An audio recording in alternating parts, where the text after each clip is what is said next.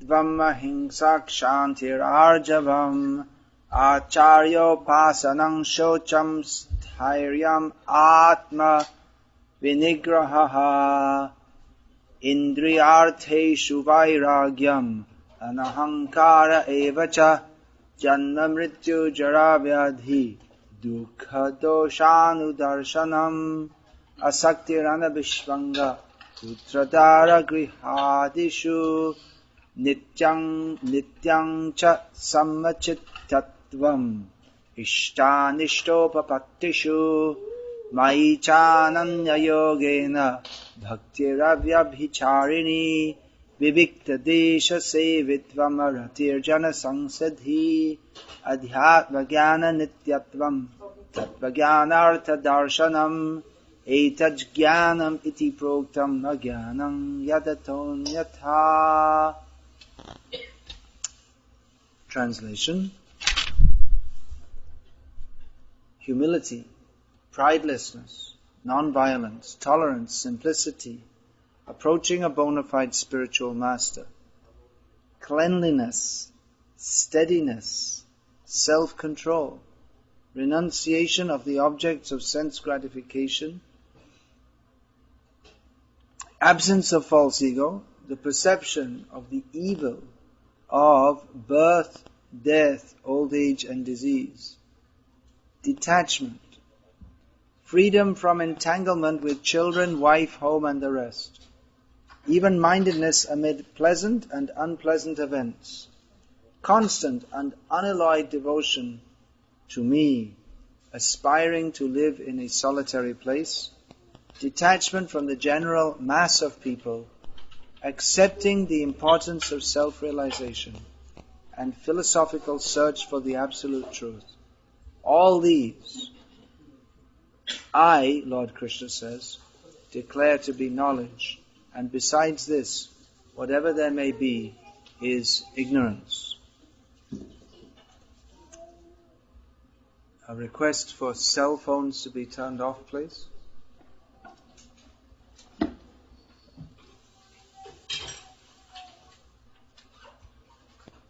Srila Prabhupada's purport. The process of knowledge is sometimes misunderstood by less intelligent men as being the interaction of the field of activity. But actually, this is the real process of knowledge. If one accepts this process, then the possibility of approaching the absolute truth exists.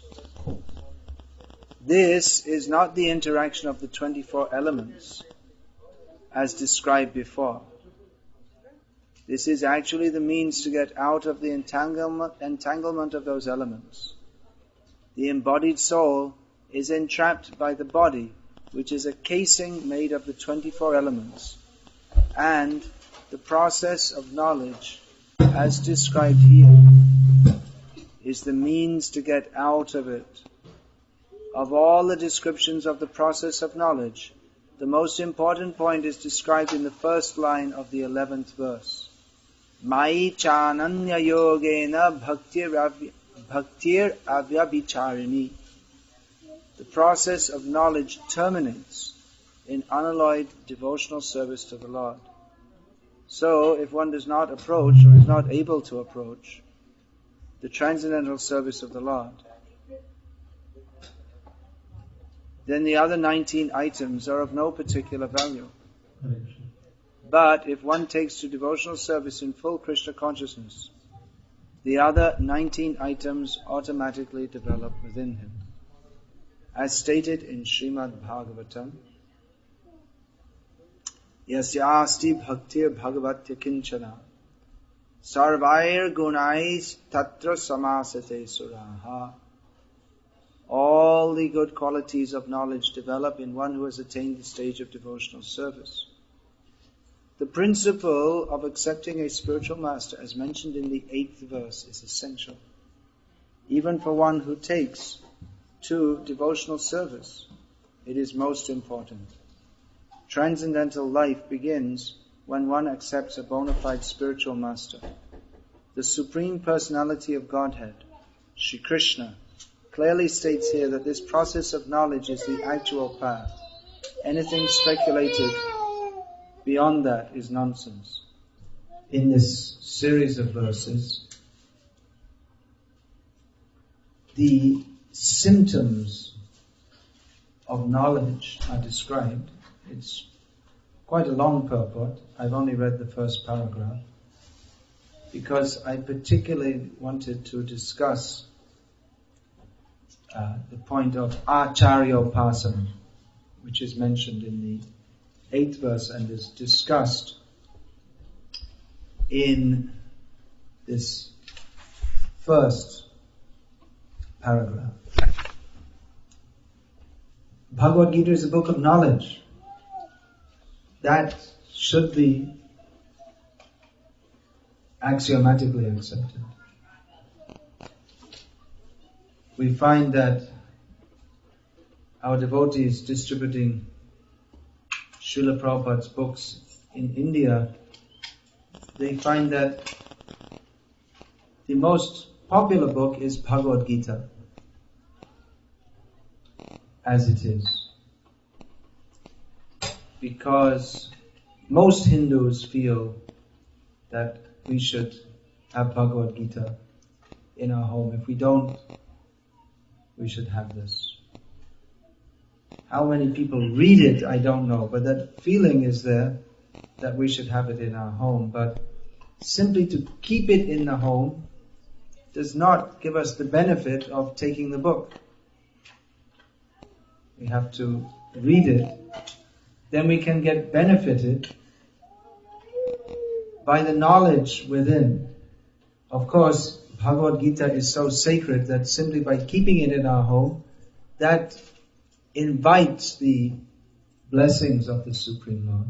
That is auspicious to have within the home. Some people say that keeping Mahabharata within the home is inauspicious because that will bring Mahabharata within the home.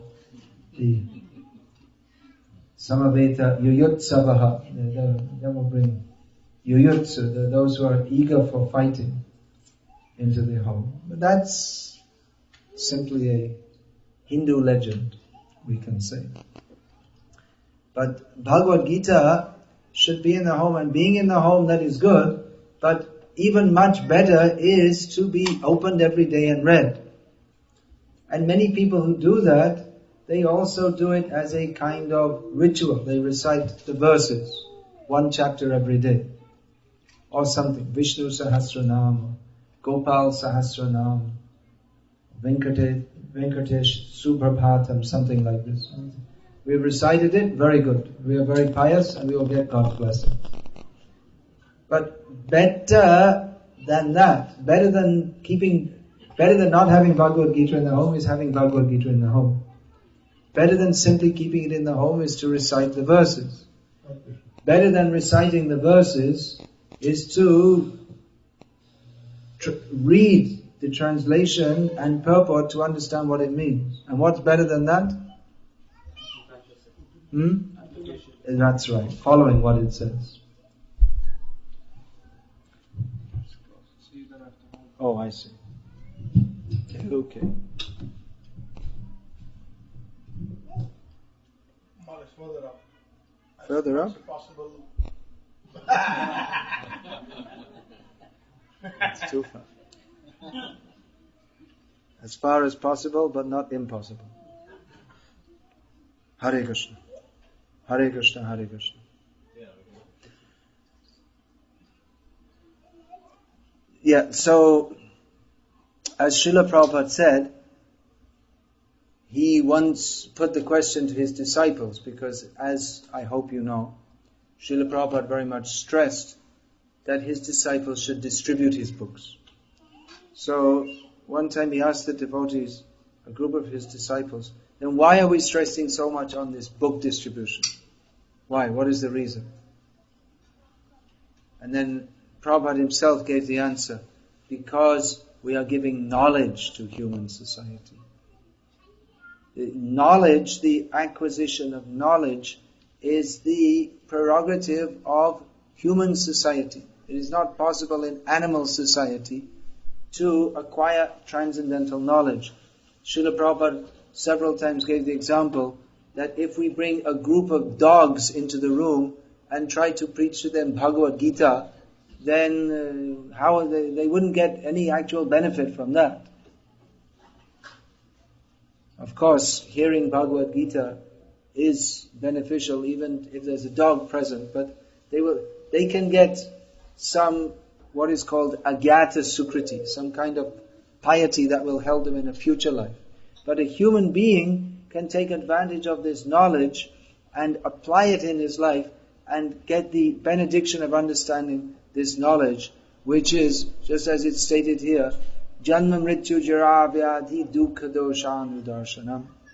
One should perceive, one item of knowledge is to perceive that birth, death, old age and disease are miserable, and therefore a human being on the basis of this knowledge can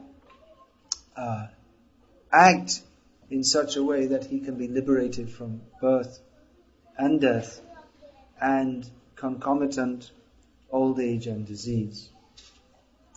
Now, here Acarya Upasanam is mentioned. Acharyavan Purusho Veda. One who has an Acharya, he knows. Who can know what is to be known? What is to be known is known as Veda, knowledge. What is that? Knowledge. Lord Krishna states in Bhagavad Gita that Vedaishcha Saveraham Eva Vedyaha. In all the Vedas, the subject, that which is to be known is Krishna. Vede Ramayane Chaiva Purane Bharate Tatha Adav Ante Chamadhe Cha Hari Sarvatra Giyate. In all the Vedas, Puranas, Ramayana, Mahabharata, all the Vedic literatures, beginning, middle and end, the actual subject matter is Hari, Bhagavan, Krishna. This is the actual subject matter. And one who has accepted an Acharya, he can know this. Because Acharya means one who teaches. And what does he teach? There are so many things you can learn. How to dance, how to sing, how to make chapatis. There are many things to be learned. But what is the essence of knowledge? That is to understand Krishna, our relationship with Krishna. This is called Sambandha Gyan. Then Abhideya, how to act in that relationship. And Prayojan, what is our ultimate necessity of serving the Supreme Lord eternally in His eternal Dham, Golok Vrindavan. So this knowledge is to be imparted by an Acharya. Without accepting an Acharya, no one can understand Krishna. It is not possible. But one has to know who is the actual Acharya. There are many gurus. Guravo Bahava Santi. Shishya Vittapaharaka. Durlabam Sadguru Devi. Shishya Kleshopakaraka. As Lord Shiva told his wife, Devi, that there are many gurus who are very expert at taking away their disciples' money. But rare is the actual guru who takes away the miseries of the disciple. So, actual guru is he who, as Lord Krishna states in Bhagavad Gita, is Tattvadarshi. One who has seen the truth, who knows how to guide properly. Otherwise, we are in the Andha Parampara. Andharya, what is that? Andhaya tanda upaniyamanas. The blind following the blind. So we need to go to one who is tattvadarshi. Tattvadarshi means one who sees the truth, who knows the truth. And what is that truth? Vedaisya saverahameva vedyaha. Could we leave this till later? Now please, I know you want to be hospitable, but let everyone concentrate on hearing now. That's better. Hospitality later, please.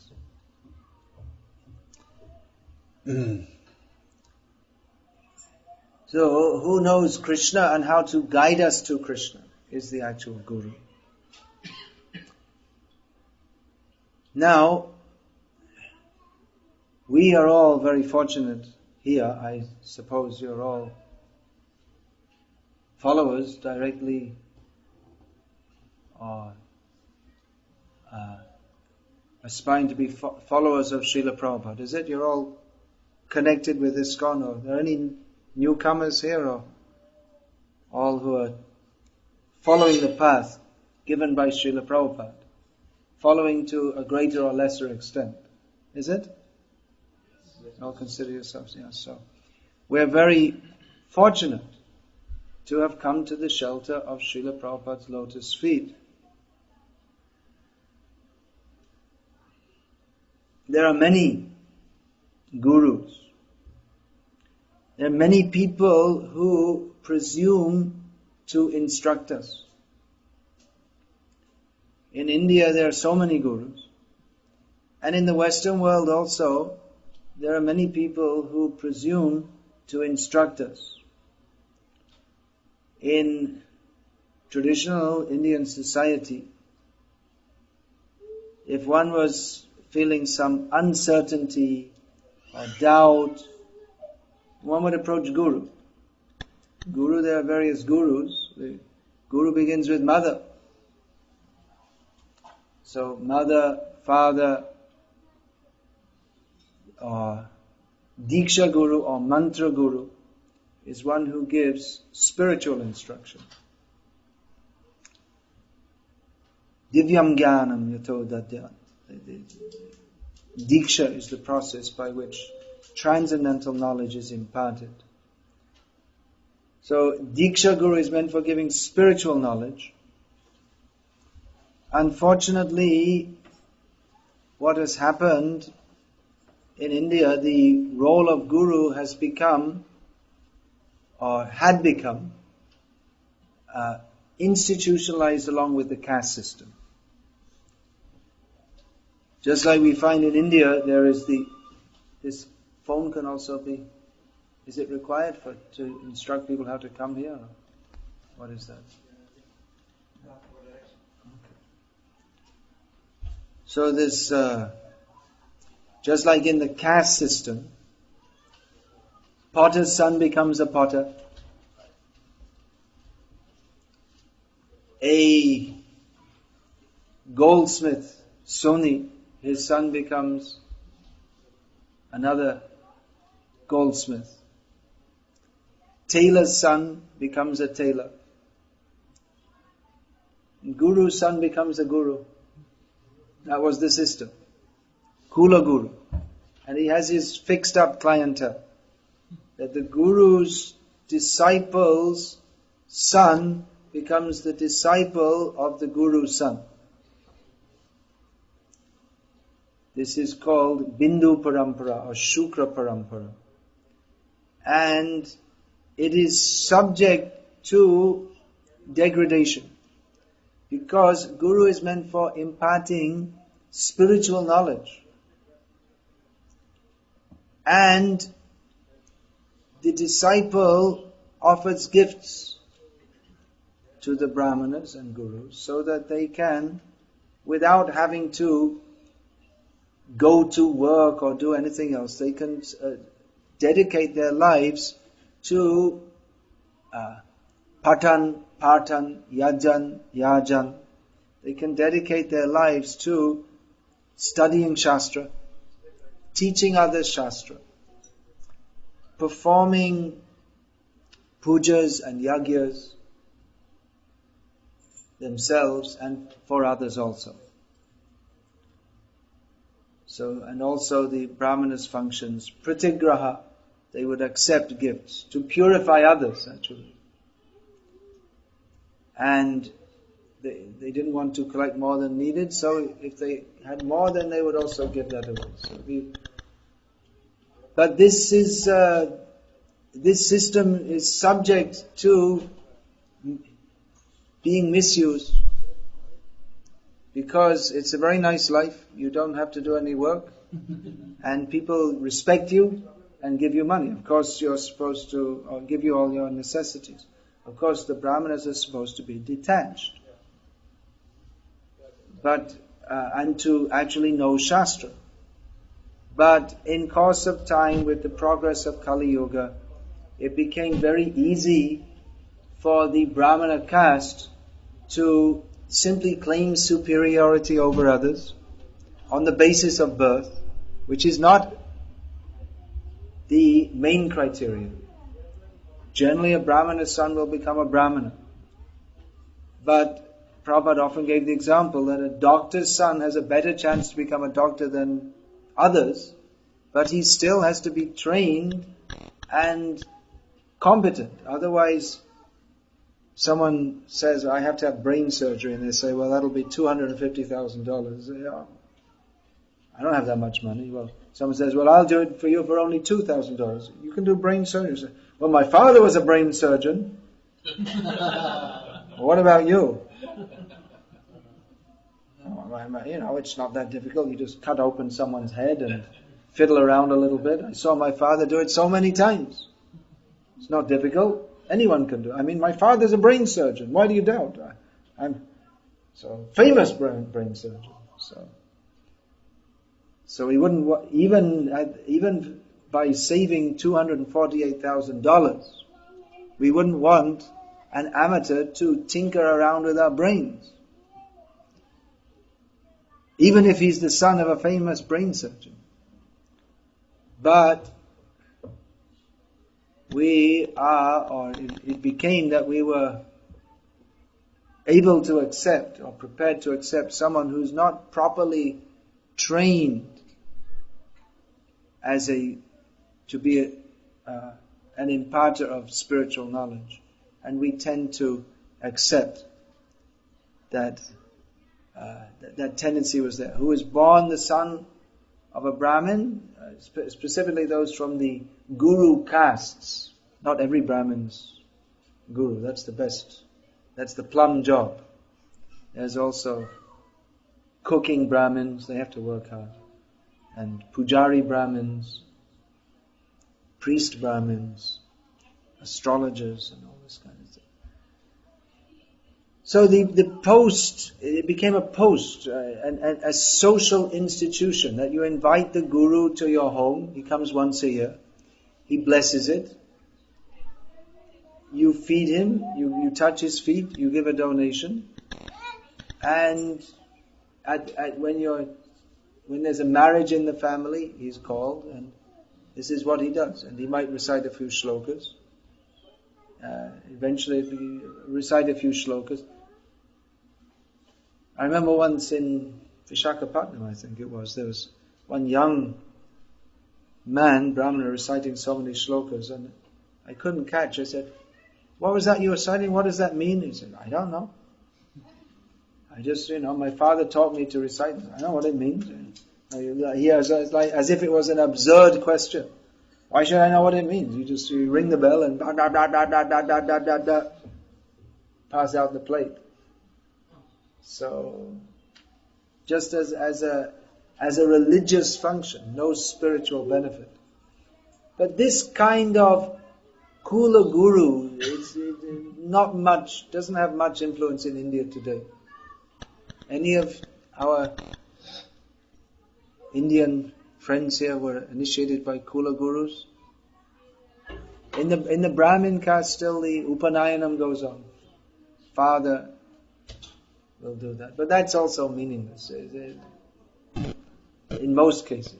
They do it as a social function, that's all. The Upanayana means they should go to that should be done at a young age. Nowadays they mostly do along with the marriage to save expenses. When they're already too old. Manu says that if a boy over 12 years old, if he's not given Upanayanam, then he's finished, no hope. Then he's just a Shudra. So, but they get married at about the age of 99 because they have to, well, not that old, usually about 30, 32, isn't it? Because they have to go to college, get their PhD, then go to America and earn lots of money, and then only they can get married. To their wife, who's also half dead at the time. So they do the Upanayanam all at once to save money, because it's expensive. They do it, they club it together with the marriage. And this is all meaningless. It should be done at a young age, and then the boy should go in the Gurukul to study Veda. They're not studying Veda, they don't know. Rare to find any boys who are trained in Vedas. There are some still. So nowadays, what's going on in India? Gurus,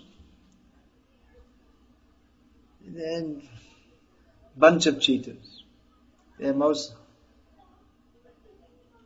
They're all different kind. There's very popular someone who he has a long flowing beard and very nice, and smiles, and all the well-placed young executives go to him, and he says, "I'm not actually anyone's guru, but still they observe Guru Purnima." He has something which I call the art of going to hell very easily by following him. Just nothing there, no substance, nothing at all. And we have so many self-made gurus. So they get some rich disciples, and they're good at telling some stories, and the rich disciples promote them, and they become famous. I was talking just the other day, I was mentioning the name of one very famous guru in India, has a daily TV show. And she left India about 12 years ago, I guess. Maybe, about that. 10 years ago. She never heard of him. Everyone in India heard of him. And why she hadn't heard of him? Because he's just come up with the TV promotion and all this kind of thing. So, Hinduism, as Srila Prabhupada said, is a hodgepodge of ideas, mostly under the influence of Mayavad. But in Hinduism, in what we can generally call Hinduism, it's difficult to define exactly what Hinduism means. Pandit Nehru said he defined a Hindu as the inhabitants of India who are not Muslim, Sikh, Christian, Parsi, Buddhist or Jain. But that wouldn't fit nowadays because there are so many overseas Hindus and converted Hindus, as they say. So within Hinduism, a major, we can say, there are so many different cults. Cults means forms of worship.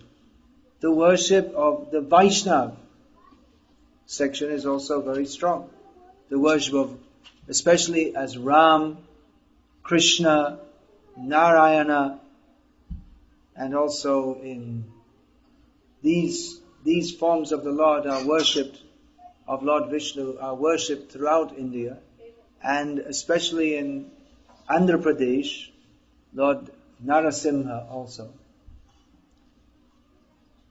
So that's that we can say Vaishnavism is one of the main strains or cultures within Hinduism, although it all tends to merge, just like you'll find Vishnu temple and then side by side is, or in the same building as Shiva temple and all the gods. So Shaivism is also throughout India. Shakta Dharma, worship of Shakti. Durga Devi in her various forms. That's very widespread, and Ganesh worship throughout everyone, and especially in Maharashtra. The Ganesh worship is going on, and so many other gods. So many things in Tulu Nadu, especially the southwest Karnataka, Tulu Nadu, not Tamil Nadu, Tulu Nadu, that's southwest Karnataka. The worship of snake, Naga puja is particularly strong there. So in Hindu there are so many different things, but Vaishnavism is we can say, a major part of the Hindu culture. Now we're not talking about, ontologically, Vaishnavism means Jaiva Dharma, or the Dharma of the Jiva. Every Jiva is part and parcel of Krishna. Mamai Vangsho Jiva Loke, Jiva Bhuta Sanatanaha. But from the cultural or anthropological point of view, Vaishnavism can be considered part of, or a major part of the Hindu religion. And so, many persons who take to Krishna consciousness through ISKCON today, they have a background. Every Hindu knows, at least they've heard of Krishna.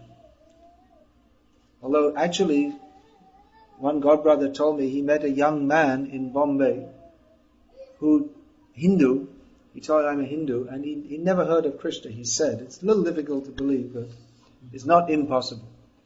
Or even they may have heard, but they really don't know anything. And if they know anything, it's most likely from Mahabharata TV serial. And that's about all. So, anyway, many people in India have some idea about Krishna, to a greater or lesser extent. Most Hindus, even today, would you say that they know that Krishna is the speaker of the Bhagavad Gita? Probably. Probably in Bombay University they don't know, but the kids there. But most, some idea is there. Something is there. And many are still following quite strongly. Just like in Bombay every day, the people come on the local trains from Karjat and so many outlying places, and they do kirtan on the train because they have a long journey. And still that's going on. You can hear that. And so many, in Maharashtra, the Dindi, and in Bengal there are so many kirtan sampradayas, and Ram Navami is still a major, Janmashtami, these are all still major festivals. So Krishna consciousness is there in Hindu culture, we can say. It's a major part. Most people have some idea, and some more idea. And there are many misconceptions also. Just like in Bengal and Orissa, many people even now love to do kirtan and chant the Hare Krishna mantra and some other concocted mantras also, which have the names of Nitai Gaur and Radhe Shyam, for instance. But they also eat fish, which always struck me as very strange, how people who are supposed to be followers of Chaitanya Mahaprabhu eat fish. But there you are, it's a common part of the Vaishnava culture, supposed Vaishnava culture in Bengal and Orissa. And then in Gujarat we have a sampradaya who are quite prominent, who claim to be Vaishnavas, but they say that their founder is actually Krishna himself, Swami Narayan. And they presume that he is Krishna, although there's no Shastric evidence whatsoever. I asked one of them once, what's the Shastric evidence? And he said that the word Sahajanand, Swami Narayan's original name, Sahajanand Swami. Well, this word Sahajanand appears in one of the Puranas. It's not very good evidence of him being Bhagavan, that this term appears. In Bangladesh once, I asked one man, who was actually very intelligent materially.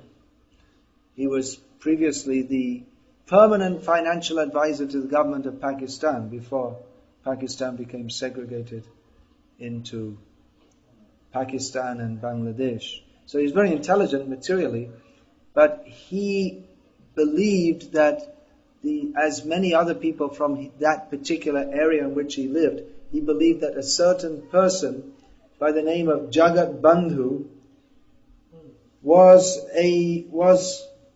an incarnation of Krishna. So I asked him, what's the Shastra Praman? And he didn't have any answer, but then sometime later when I saw him, he said, well, the name Jagat Bandhu you'll find in Vishnu Sahasranam.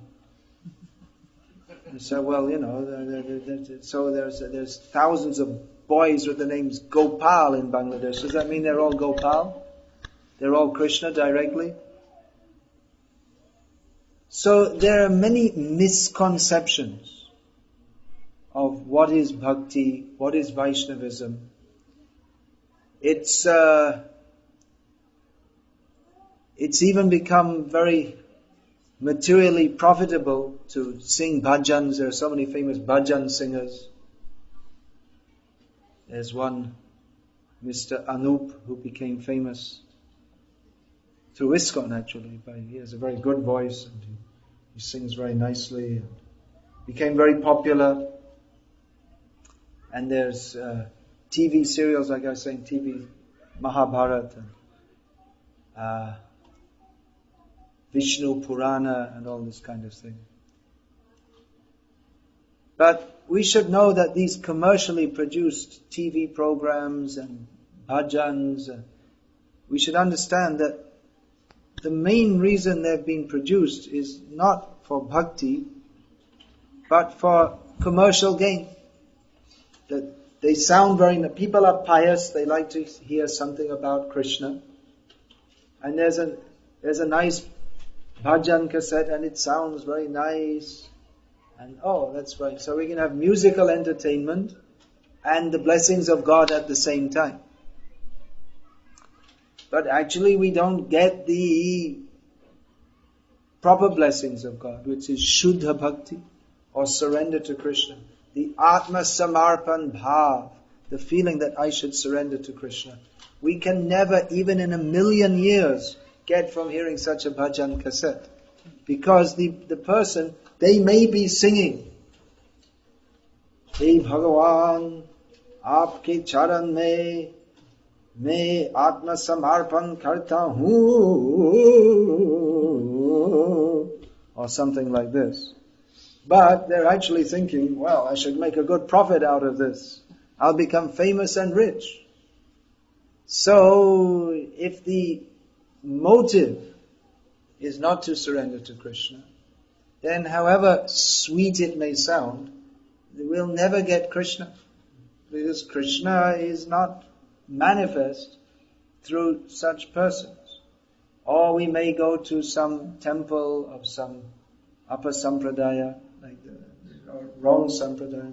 It's a very beautiful temple, but the wrong, nice building, but wrong idea. And therefore, even though it may seem very nice, and even the people may be very saintly in their behavior, very moral and very nicely behaved, but if they do not understand who is Krishna through the parampara system, if they are not tattvadarshi, if they have not seen the truth, if they do not understand Bhagavad Gita as it is, if they're not tattvadarshi, then they're also andha, blind. So again it becomes andha paramparanyaya. And the principle of following a blind parampara. Now, mostly people have millions of misunderstandings about what spiritual life is. And generally they think that sadhu means one who's very nice, smiles a lot, gives blessings, and if he can sing very nicely with a harmonium, that's also very good. Many people were surprised, and even many protested to Srila Prabhupada that why are you so nasty and strong? Because Prabhupada would regularly preach or state that most people in the modern age are simply like hogs, dogs, camels and asses. And people would become offended. And Prabhupada would say, I'm simply repeating what is in Shastra. This is Namang Dushkritino Murha Prapadyante Naradhamaha Maya Pahita Jnana Asurang Bhavamashritaha. Dushkriti, rascals. Prabhupada translates this as rascals. Impious, wrongly behaved persons. There are 4 categories. Foolish, lowest among men, apparently very educated, MSc, PhD, but fools. They don't know what is the actual knowledge. Their head is filled up with all kinds of information which has no relevance to their actual well-being. And asuram bhavamashrita, those who have fully taken shelter of the mood of rejecting Krishna.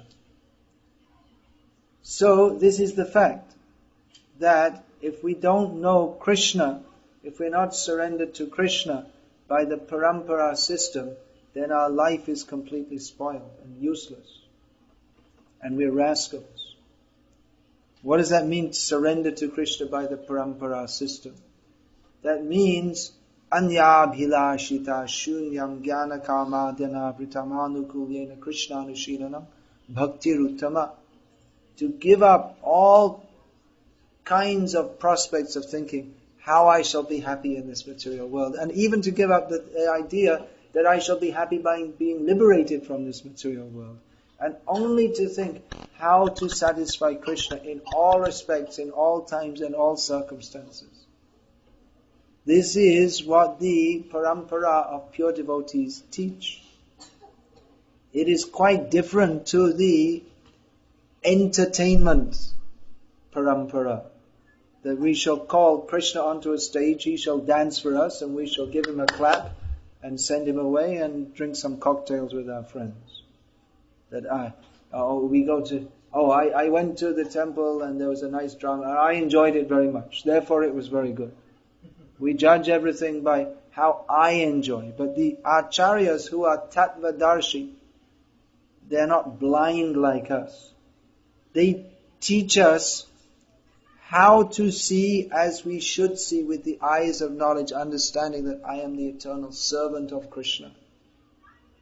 At present we're in contaminated consciousness, by which everything we see, touch, taste, smell, feel, hear and conceive of, we consider it something to be enjoyed by myself. So even when we hear of Krishna, we think, how can I enjoy? I shall enjoy. I like this temple, it's very nice, they have nice bhajans and it sounds very nice. And the kirtan singers are not so good over here, so I'll go to that temple. I like it better. And they have better prasad and they don't ask you for any money, and it's better. Or even I can give money. I can give so much money. So we can build a big temple and I will be famous as a great donor and I shall enjoy this temple more. So this enjoying mood, we can never understand Krishna. But mostly what goes on in the name of religion is that the very nice and well behaved and talking very sweetly and flattering, the sadhu flatters the persons and they oh, you're a very great sadhu, oh, you're a very pious person. And in this way they flatter each other and everyone feels very nice and everyone goes on completely materialistic and considering themselves great devotees, and no one ever surrenders to Krishna. It's all cheating. So this is a short summary of some of the goings on in Hindu society. And in the Western world, because people in general, they don't have faith in religious leaders, therefore they've invented, instead of going to the priest or the guru for advice, nowadays people go to the psychologist who tells you this or that. And people, or they go to astrologers, crystal ball gazers, New Age, and so on. So this is also misleading, because they're also not tattvadarshi. They don't know what is the purpose of life or how to attain it. I was just looking in some book, I happened to be in someone's house where he was studying for a psychology PhD, so I had a look at some of his books, and they had transcripts of what are they called? Psychotherapeutic sessions. So the woman the patient lady was saying that, well, I'm so upset with my husband, and so the psychologist says that, well, why don't you just divorce him? You say, no, well, actually, I quite like him, and I can't, I feel dependent upon him, and I feel obliged to him. They say, but you're not happy, so you should just divorce him. And she didn't want to do that, but at the end of the session she agreed, okay, I'll divorce him. This is the psychologist. They're trying to help, but it's based on the idea how you should be happy, That never mind your children and husband and social duty, that you should be happy. So if you feel more happy, that you should do whatever is required to be happy. And no reference to Shastra. What a Shastra, they don't have any knowledge of or interest in or faith in Shastra. So like this, so many people giving advice. Now, I'm mentioning all these things. In the beginning, the verse we read, Acarya Upasanam. So what's the connection? How we should worship the Acarya. What is the connection between all this? Now, Prabhupada came and he gave us this transcendental knowledge. He gave us these books. He spoke incessantly. Prabhupada was always speaking the philosophy of the Absolute Truth. There's so many lectures of Prabhupada recorded, so many conversations. Day and night, literally, Prabhupada was distributing Tattva Gyan. Bhagavat Tattva Vijnanam Muktir Sang... What is that? Muktir Sangasya Jat. I'm really dumb because I say that verse almost every day. Trying the scientific knowledge of the personality of Godhead, by which one can be delivered from all material attachments and conceptions that bind us in this material world. Prabhupada is constantly speaking this. In the morning, he would give class. In the day, he would meet people, speak Krishna Katha. In the evening, again, he would speak. And then at night, when everyone was sleeping, Prabhupada would be dictating his books. So practically all the time, Prabhupada was distributing this transcendental knowledge. And very clear. Not, well, maybe, whatever you think, what do you like. Very clear. This is Krishna. This is surrender to Krishna. Our duty is to surrender to Krishna. Very clear. Completely based on Shastra. Completely based on the Parampara system. Because Prabhupada was fully connected to Krishna. through the parampara system. Therefore, he was fully able to deliver Krishna. And we can take Krishna by fully taking Srila Prabhupada's instructions. It's a very simple principle. Srila Prabhupada is fully in connection with Krishna. Srila Prabhupada has given himself to us as his book. Srila Prabhupada said, if you want to know me, then read my books. And those who are fully connected to Srila Prabhupada by fully following his instructions, they can impart the same instructions to us. And if we fully accept them, then we can fully become Krishna conscious. Very simple principle. However, we have the tendency to be attached to that which is not in our self-interest, or to not be fully surrendered to the Amnaivani, the instruction that comes through parampara. So we may think that, well, yeah, Prabhupada is instructing this way, but then I also know from my past background, this sadhu is also very good.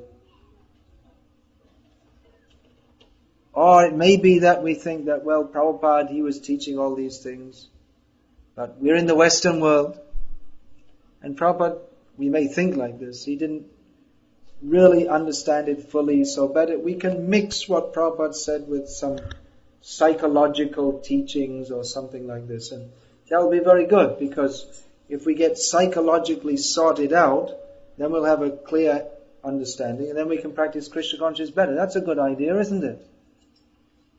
Isn't that a good idea? I have so many anxieties, and depression, and this and that. So let me go to a psychologist, and then psychologists will help me, and then I'll be clear-headed enough to understand everything Prabhupada says. It's a good idea, isn't it? No, it's nonsense. The psychologist can't help us at all. He's also suffering from the same disease of lack of knowledge of Krishna, which is the cause of all our problems. They can't help. They only have their different theories. It's all this psychology stuff. Practically, it's just another form of sense gratification, because you lie down and you talk about yourself. But purification, by which we get free from all psychological problems, is effected not by thinking about ourselves, but by hearing and chanting about Krishna. And the more we talk about ourselves, considering how I should be happy, not in relationship to Krishna, the more contaminated we become.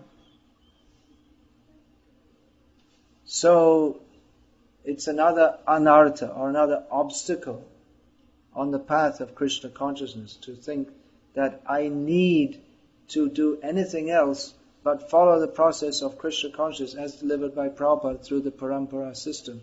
I need to do this, then I can become a better devotee. It's simply a call of Maya, that instead of being surrendered to instead of following the system of Acarya Upasanam, then we think, well, I know better than the Acharya. Our Western civilization, we know better. Or Prabhupada, he was teaching like that, but we also know so many things. Now, actually, it may be true in many ways that those who come from, they're coming from a Hindu background, they may know so many things about Krishna, and many of the things are very good also. Just like I was saying, in Maharashtra, there's so many people, they like to do kirtan. That's very good. We're not saying it's bad. We're not saying that. But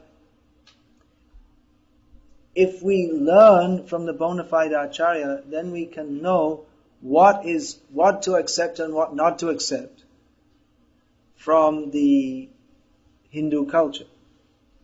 Just like so many people who perform kirtan, they come in the train and they perform kirtan. That's very good. but they also drink tea. Now, drinking tea certainly isn't as serious an anartha or unwanted activity as eating beef. But it's still an anartha, it's still an obstacle on the path of bhakti. It's a material attachment. And those who are followers of an actual Acharya, they cannot be tea drinkers or coffee drinkers or even garlic eaters or onion eaters or even vegetarians without offering their food to Krishna. One who's actually following the Acharya, he cannot even go to the store and buy a loaf of bread because they can't be offered to Krishna. I mean, you can theoretically offer it to Krishna, but Krishna, he doesn't like to take. Krishna likes to take that which is cooked and offered with love by his devotees. So to follow the Acharya means a high standard of commitment, but that standard of commitment is that which is required to go to Krishna. Therefore, those who desire to go to Krishna will follow that. It's easier to not follow the Acharya, but that take it easy means we have to take it easy or not very easy in 8,400,000 species of life.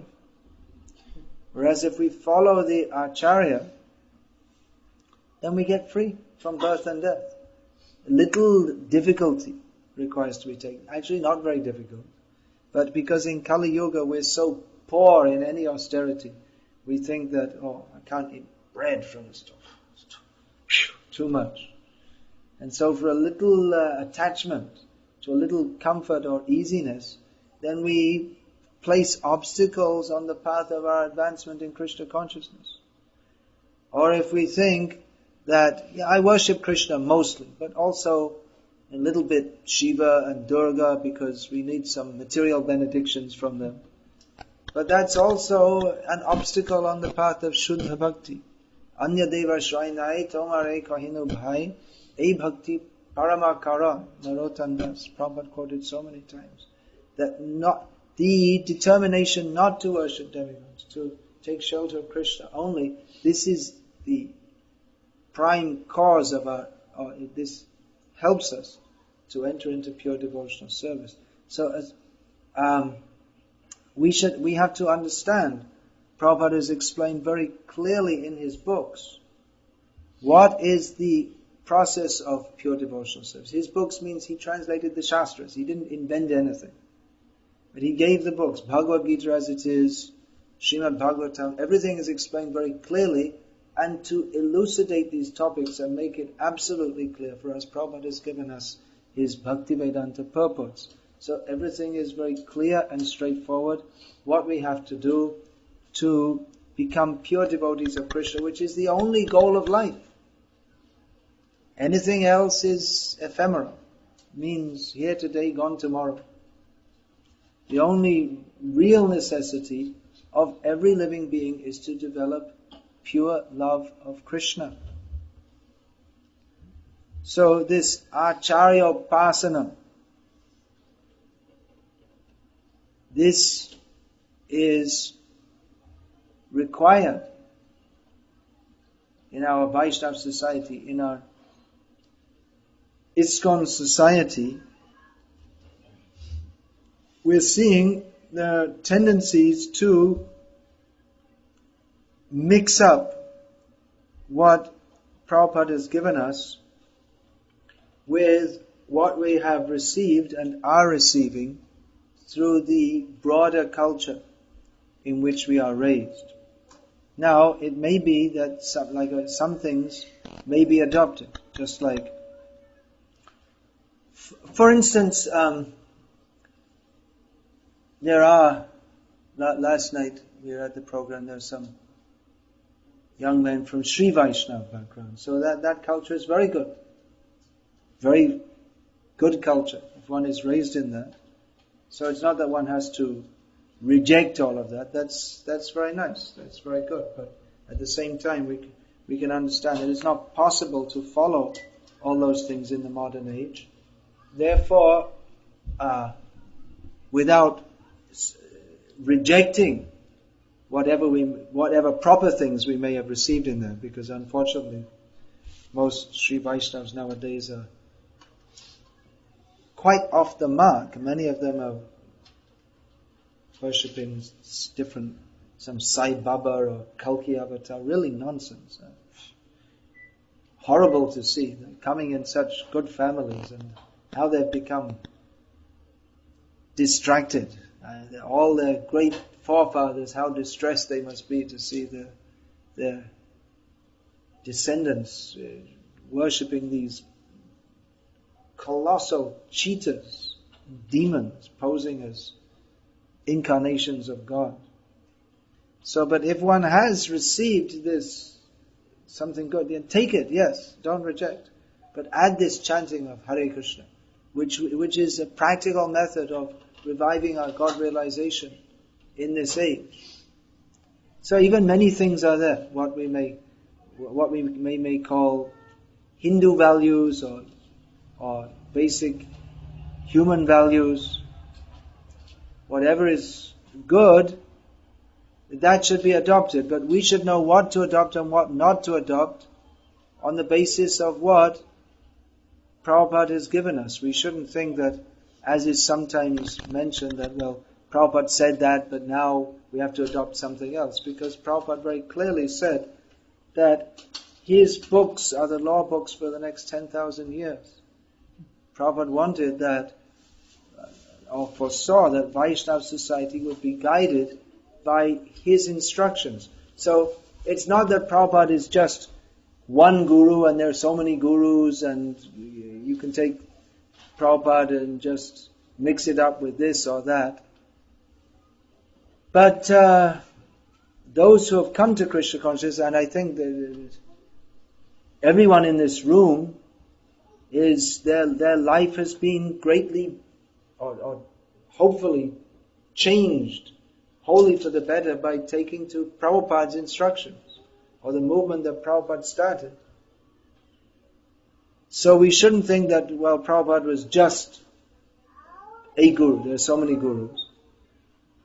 And I'm also a bit of a guru, so I know many things also. And I can also make my own spiritual cocktails.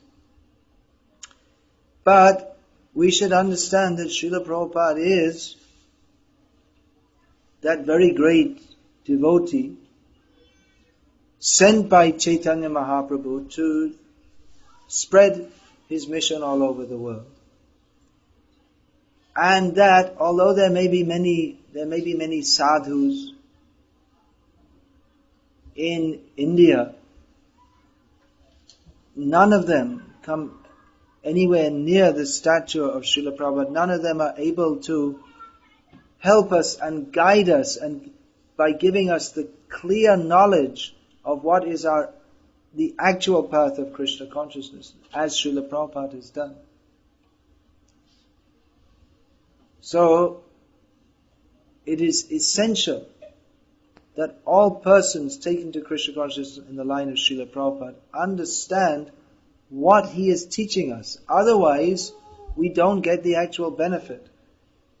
This ISKCON movement is not meant simply for becoming a vegetarian, or if we're already vegetarian, stop eating garlic and onions and offer all your food to Krishna and don't drink tea and in this way become more pious. It's not simply a more moral form of Hinduism.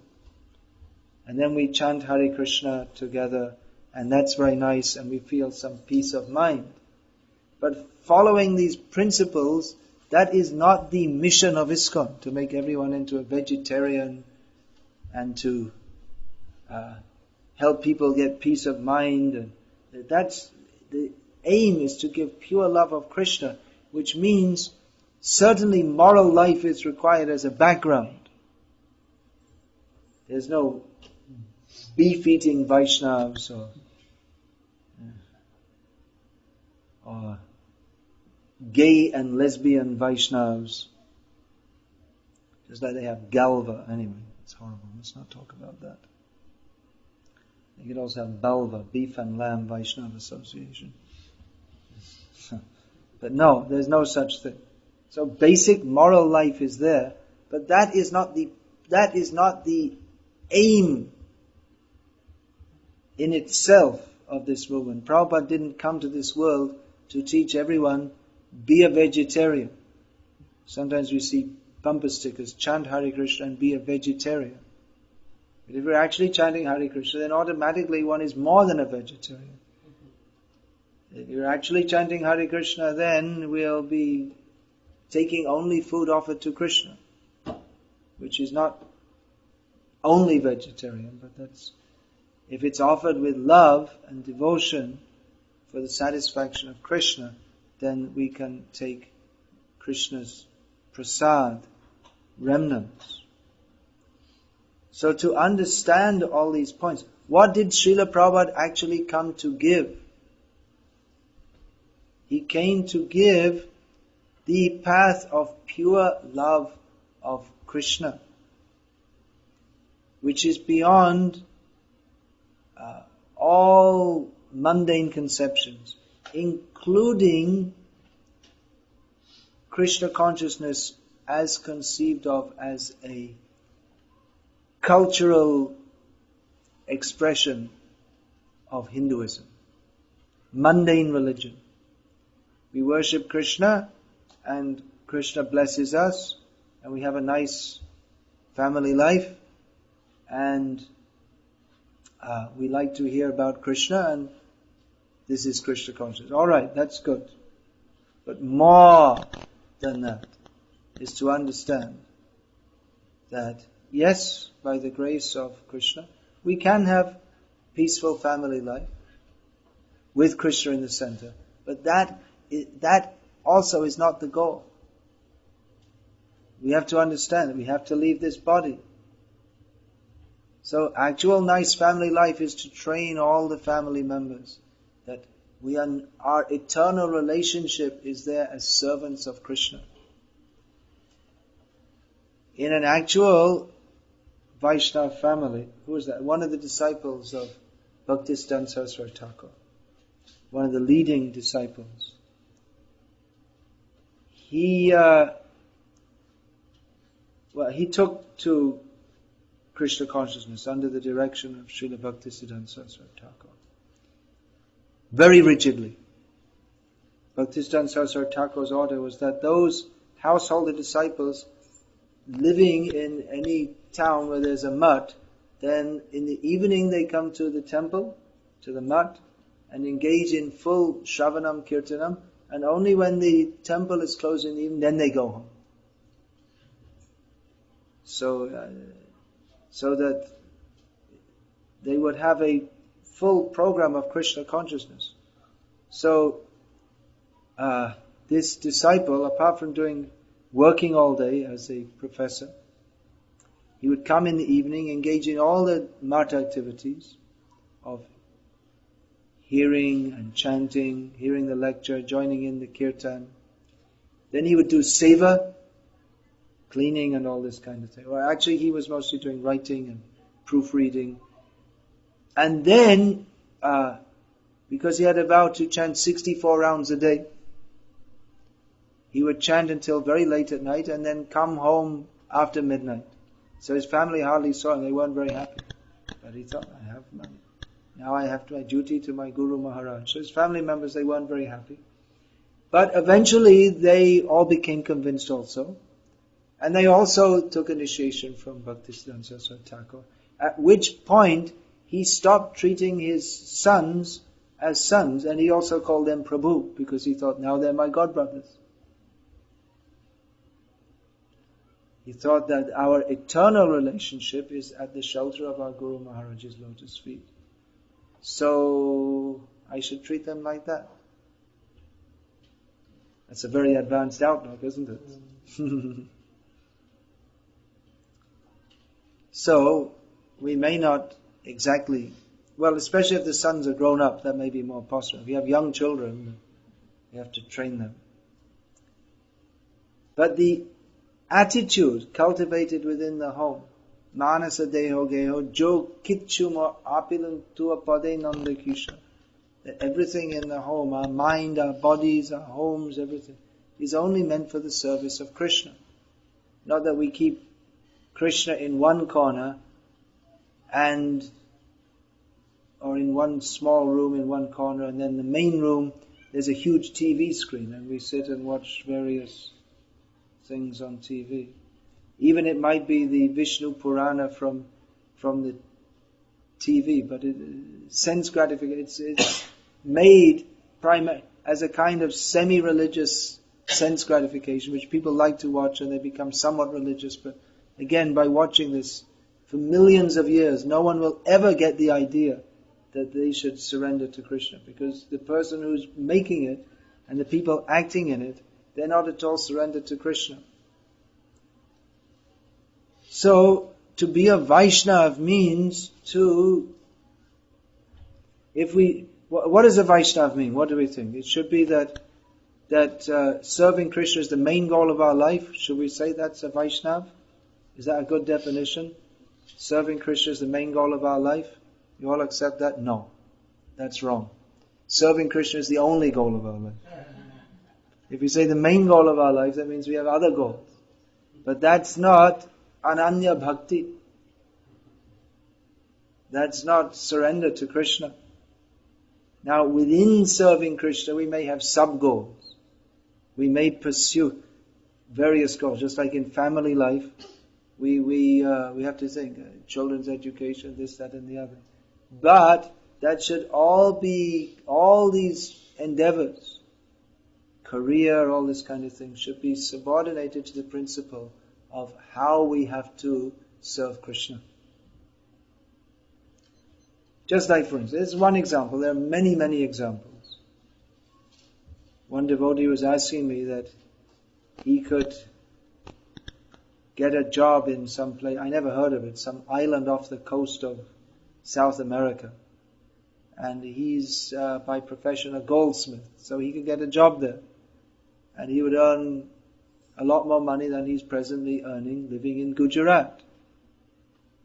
So he asked me, should I go? I said, are there any devotees there? Is there any devotee association? He said, no. I said, don't go, stay. Because what's the use of going there and earning more money and forgetting Krishna by not having any association? So he agreed. He gave up the prospect of worldly success to further his prospects of spiritual success. So this should it's not that I said to him, well, you should just give up your job and give up your family. And no, you have your family, look after your family, you have to do something. But even though you could provide more material goods for your family by going to South America or wherever it is, somewhere. But there's no use to doing that if in doing so you run the grave risk of losing your Krishna consciousness. Because a family member, they have to, actual family is that we all see ourselves as part and parcel of Krishna. We have to serve Krishna together. So I particularly request you to understand Krishna consciousness as Srila Prabhupada has given it to us, because there may be others who are devotees, but mostly, like I say, in modern Hindu culture, there is much confusion, and many people who speak of Krishna, they're mostly everyone who's speaking. I was told, I don't watch, but I've heard on this, they have this TV channels, Astha, and the other one is Sanskar, is it? Or something like that? Sanskar, yeah. So I haven't watched any of the programs, although 24 hours, yeah. I was told that mostly the Swamis, they never even mention the name of God. Most of them don't even talk about religion. They talk about personality development and how to develop self-confidence, and they tell lots of stories and jokes. And this is what the modern Hindu guru is. They may throw in a few stories about Krishna and they'll mix it up with a story about Einstein as if it's all the same kind of thing. And dish it all out with a little singing. And people want to be cheated. It's Laghu, which means light. But Guru means heavy. That knowledge is heavy, we don't like to hear. Something light, entertaining. But guru means heavy. You follow this. So disciple also has to be heavy. Guru is heavy and disciple has to be heavy enough to take the weight of Guru's instructions. We want a light, it's an oxymoron, it means a contradictory term. We want a Guru who is light, but that Guru is not Guru, because Guru means heavy. So if we are light, that means we are insincere, whimsical, then we'll want something that's very, oh yes, very nice, very good, I like it. We judge everything how I like it. But Guru trains us how to act and think in such a way that everything we do, Krishna will like it. Prabhupada has delineated this in his books. Clearly, straightforwardly, in all details, from every conceivable angle of vision. So, I request you to take this very seriously. Read Prabhupada's books. That was a must when we all joined ISKCON. It is expected every devotee has to read Prabhupada's books. But unfortunately, I'm finding sometimes devotees, they've been initiated for 20 years and they still haven't read the Srimad Bhagavatam. So something's wrong there. Because we're initiated for the sake of receiving transcendental knowledge in the parampara, which is principally given through Prabhupada's books. So if we're not reading them, then why are we getting initiated? It's not just promising, I will not eat meat and not drink wine, but all that is to prepare us for receiving this transcendental knowledge. And if we're not receiving knowledge from Prabhupada and through the parampara, then that means we're receiving knowledge from other sources, because all the time we're receiving information through the senses. So that means we're going to be misled. If if we don't accept the correct guidance, then we're going to be misled, and we'll have so many different ideas. And even within Prabhupada's movement, we find there's someone's teaching something about, based on some psychology or something like this, or family, what is this? Seminars on family life with very little reference to Shastra, and mostly based on men are from Mars and women are from Venus, which is all useless actually, because it's not based on Shastra. It's based on the idea of personal relationships. But if we simply follow Dharma, what is described in Shastra, then automatically all these things come without all the different speculation. The problem with all these books like Men Are From Mars and stupid books like this, it's all based on the idea that the man should provide sense gratification for the wife, and the wife should provide sense gratification for the husband. And you have to balance that. This is what they call love. And that's why there are so many divorces, because marriage is entered into for sense gratification. Whereas in Vedic culture, it is entered into or in any human culture, it's entered into as a religious process for purification. That man and wife enter into married life for the sake of helping each other. That's why we say Sahadharmini. What is the meaning of that? Means who together, the wife together with the husband, practices dharma. Not Saha Bhogini. Not meant for that. Saha Bhoga Vilasini. No, it's not meant for that. Saha Dharmini. So please read Prabhupada's books, listen to his lectures, and understand his position. He's not just another guru. There are so many gurus. Sanskar channel, there's 24-hour gurus. All laghu, halka. Nothing. They have nothing of any value to give. They're all simply self-promoting. Just see the difference between Prabhupada and so many gurus came to the West and attempted to make themselves famous, isn't it? But Prabhupada made Krishna famous all over the world. That is the difference. Prabhupada was promoting Krishna. He was never promoting himself. As a child growing up in England, I'd never heard of Krishna because no one in the Western countries, no one knew. Prabhupada made Hare Krishna famous. Now everyone knows. At least they know, they've heard. What is that? So we should appreciate that. Prabhupada is a pure devotee. He had no personal motive. Even for Prabhupada, even his own, as a pure devotee, he could have remained in Vrindavan. He would have been very happy. But he came out of Vrindavan to give Vrindavan to us, to the whole world. And even that Hindu culture actually at that time was going down more and more. I remember traveling as a young brahmachari in India in the 1970s. And mostly these students were very disrespectful because they thought, what is all this? We're not interested, we want science. Nowadays we can say there's a Hindu revival.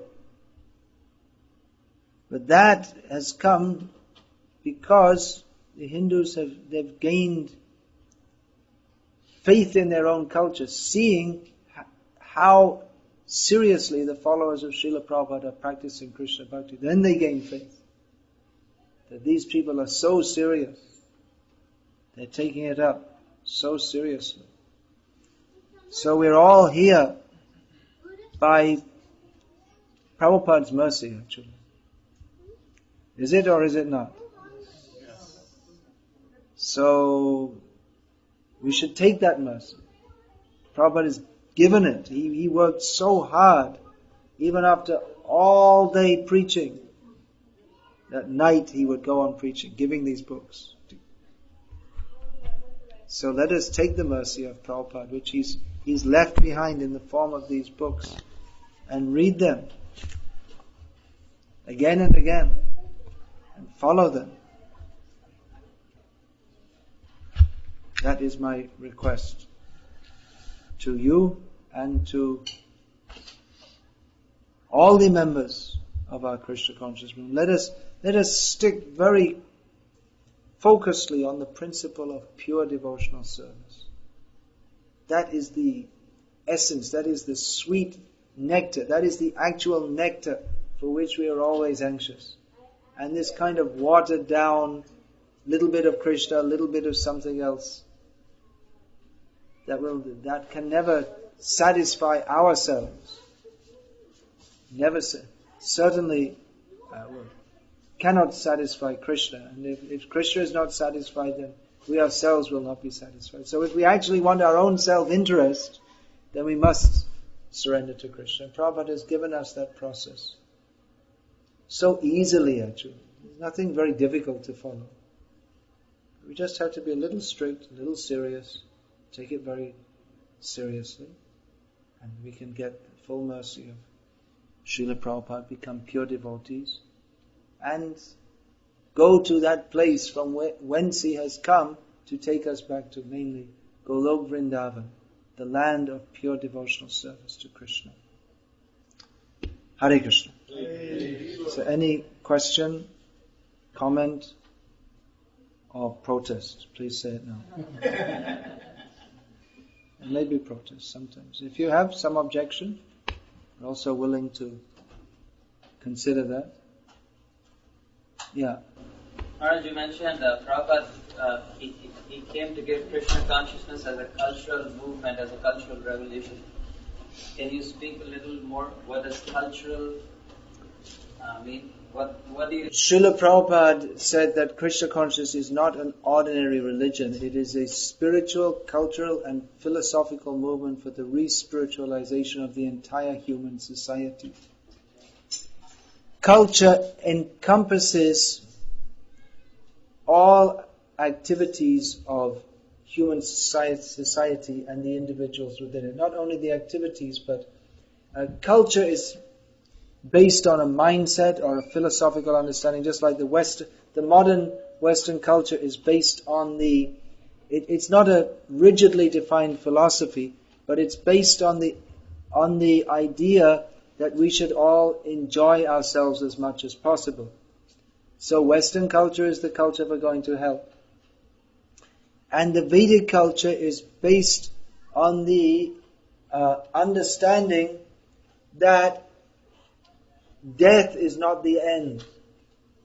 That we get what we do in this life makes our future. And the ultimate focus of Vedic culture is pure Krishna consciousness, to act in such a way that we will go to Krishna. So Prabhupada was teaching the Vedic culture, specifically the Vaishnava culture of surrender to Krishna. So that's culture encompasses how we dress, what we eat, how we spend our day, everything. So it's a big topic. I'm writing a book about that, and I have one book, introductory book about that, Glimpses of Traditional Indian Life, which gives some idea of the culture that Prabhupada wanted to introduce us to. Anything else? I'm writing a new book on Bhaktisiddhanta Thakur. Can you give some inspiration which you follow if we don't know what it's like? What you don't know about him. What is the question, Maharaj? About Bhaktisiddhanta Saraswati Thakur. Well, I told you something in the class. I was referring to Professor Sanyal, Narayan Das Adhikari, who disciple of Bhaktisiddhanta Saraswati Thakur. In essence, he himself said that the essence of all his teachings was Drigdrishya Vichar, to understand who is the seer and who is the seen. Actually, I gave a seminar in Mayapur last year, so I have that on CD. So you can take the CDs. It's in one of them.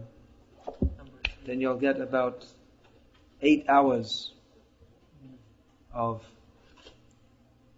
Bhaktisiddhanta Vani.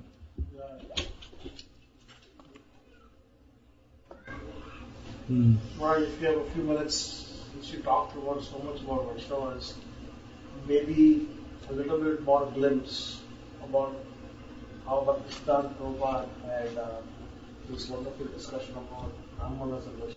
Brahmanas and Vaishnavas.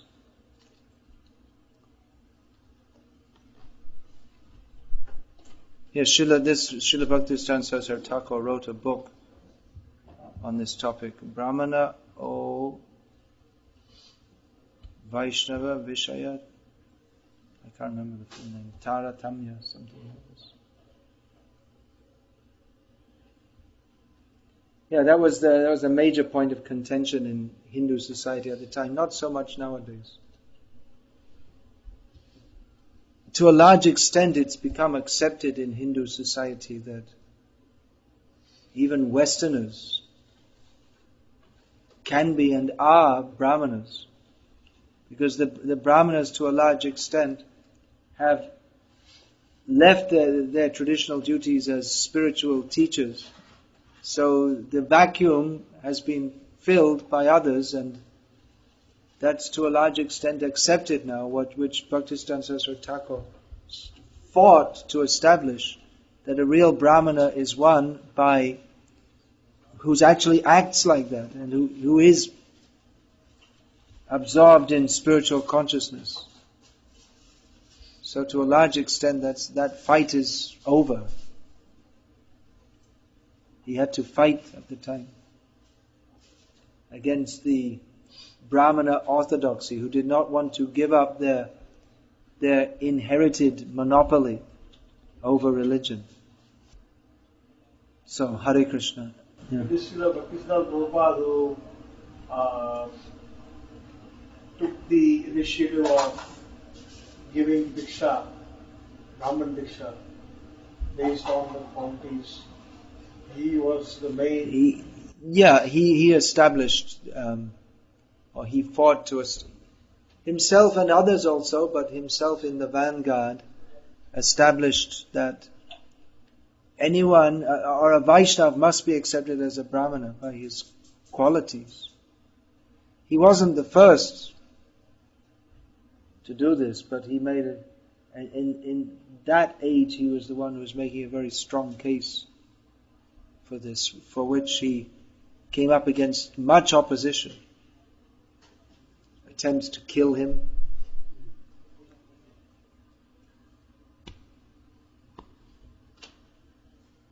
Being an Acharya isn't such an easy thing. It's not a matter of just going around and getting fed and giving blessings.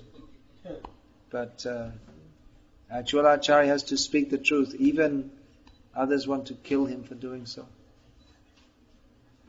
We see that also. Ramanujacharya, same thing. They wanted to kill him. Not Muslims, Hindus.